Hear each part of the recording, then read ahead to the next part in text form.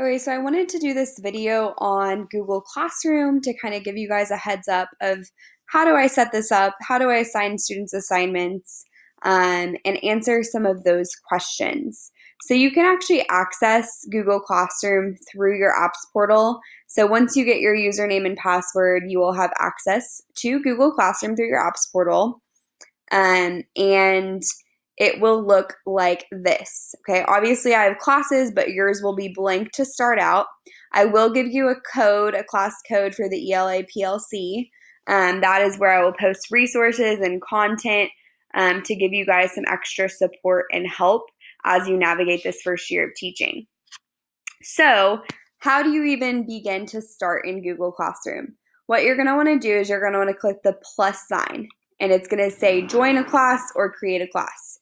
Since you're a teacher, you are going to want to click create class. Okay, now I need to determine a class name. So I have Duncan 1, Duncan 3, Duncan 4. Now I'm going to put Duncan 5 for my 5th period. I'm not exactly sure what periods I'll have yet, but I'm just guessing.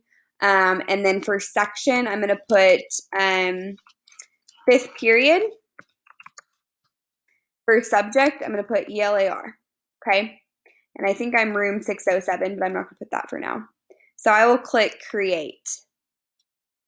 So it's now going to create my Google Classroom, and it should pop up here in just a minute. Okay, so here it is. So what I do first is I look at this cover photo, and I actually really like personalizing it to make it just kind of nice and fun for my kids.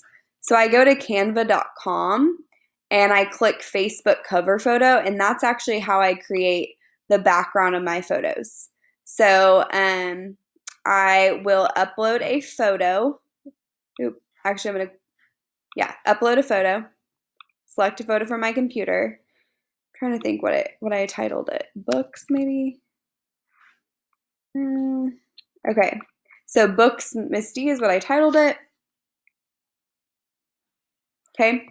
So now I'm going to drag this, and this is going to become my class theme or my cover photo for this course. So it just kind of looks nicer, and it's just fun for kids, I think, sometimes to not see generic stuff. Okay, the next thing I want to do is I'm going to go ahead and generate this Meet link. So I'll just click on that, generate Meet link, and click save. So then my 5th period class knows that they can join my Google Meets through this link. What I'll probably end up doing is I'll have one code for all of my classes, but I'm still not 100% certain on that. So for now, I'm going to just put it on there. Okay, so the next thing I'm going to want to do is show you guys how the stream works. So this front page is our class stream, and you can literally post whatever you want on here, add content, maybe add a video you want students to do, or a stretch activity, or a reminder about homework. You can really put whatever you want on there. And then you also have the settings feature where you can control the stream. I typically only want students to comment. You can only have teachers post or comment, and then you can also have students have access to post and comment. But I really only want my students to comment, just because I had issues with lots of kids wanting to post silly jokes last year, and it kind of just got out of hand. So depends on what you want your stream to be used for. So you can also control, do you want to hide notifications on the stream? Do you want to show attachments and details, or do you just want to show condensed notifications? So that is all up to you. Okay, so I'm going to click save now that I have the settings I want. So now I'm going to go over to the classwork tab. So this is where you actually create assignments. And something I recommend you do is go ahead and go through and create your topics. So maybe how you want to organize is you want to say classroom instructional videos, or maybe you want to organize by the 6 weeks we're in, or every 3 weeks. So I might organize by first 6 weeks. Okay.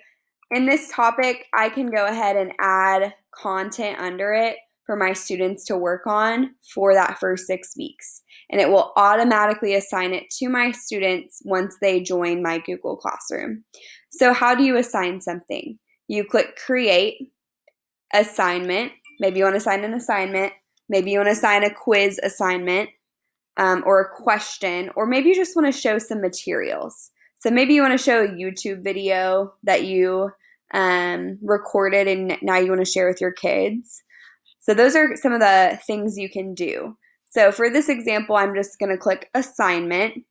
I would title my assignment and post my instructions under, and then I would add, and you can add directly from Google Classroom, which is super awesome. So here I could go to my Drive. I could go in and find the assignments I'm looking for. Okay, and I could pick one and put it in there. I would just click on it and then it would pop in. Okay, so click Insert. So this is a character motivations worksheet for the house on Mango Street. So I would just title it that.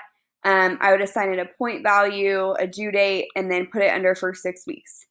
Okay, so that is how you assign an assignment, and then you click Assign. So the other thing, you can create a quiz assignment. So this, when you create a quiz assignment, you actually create the quiz through here, or you go to a blank Google Forms, and then on the settings, you will have to pick that it is a quiz so that it can offer you options to determine which answer is correct. So I'll just show you what this looks like. Okay, so let's say my question was, who is the best? Okay, and I write dogs or cats. Okay, then I can assign an answer key, and I love dogs, and I can assign a point value. Maybe I want it worth 5 points, and then I click Done. Okay, so this is going to be my quiz. I can put my quiz description up here, my form description. Maybe I want to add a video. Okay, so to add a video, I just click on this. I can link it directly to YouTube. I can have my students watch a video and then answer questions after that video, or I can put a URL in here. So it's super awesome and super easy. This is honestly a great resource for teaching online this school year. So now that I've shown you that, I will assign a due date and a topic. You can even assign to multiple class periods at once. So maybe I want all of my kids to have the same quiz, which normally it's the easiest thing to do versus going to 6 or 5 different classes and assigning all those kids work to do individually. So that's just a great tool, and then you click Assign.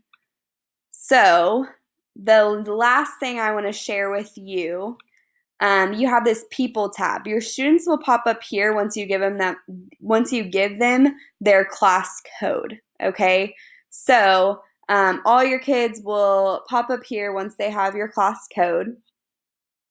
So for many of us, we may work with a special education teacher or an inclusion teacher, and ours is Monica Little. So you'll want to add her here. And then she'll be an admin also on this page. So she'll kind of be able to know what's going on. So that's how you add Miss Little if you have her working with you and your students. Grades will show up here. You can grade literally from the assignment page or the classwork page or on grades. So it's super easy, super fun, a great tool. I love working on Google Classroom, and so do my students. So I hope this was helpful.